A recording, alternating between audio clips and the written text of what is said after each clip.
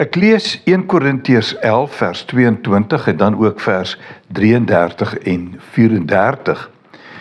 Dit gaan hier basies oor die viering van die nagmaal en sekere verwagtinge wat van ons gekoester word rondom die viering, die korrekte viering van die nagmaal.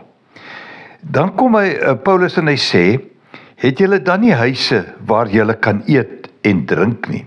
Met ander woorde, dit lyk asof hier 'n probleem ontstaan het met dit wat eintlik by die byeenkoms gebeur, wat nie so goed verloop het nie.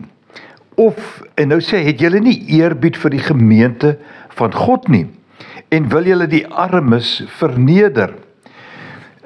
Baie duidelik, hierdie nagmaal is anders as wat ons oor die algemeen, dink ek, onder nagmaal verstaan. Vandag kry ons 'n klein stukkie brood om te eet en 'n bekertjie, soms net 'n kelkie met die wat die beker eintlik dan nou verteenwoordig. En hier in die tyd was dit anders. Mense het bymekaar gekom en werklik 'n feesmaal gehou, wat dan ook deel gevorm het van die nagmaal van die Here, of die feesmaal van die Here. En nou sê ek kan julle mos nie hieroor prys nie, want dit is nie reg as daar vernederende dinge gebeur by die nagmaal nie. Hy sê, daarom my broers, as julle saamkom om die nagmaal te vier, wag vir mekaar.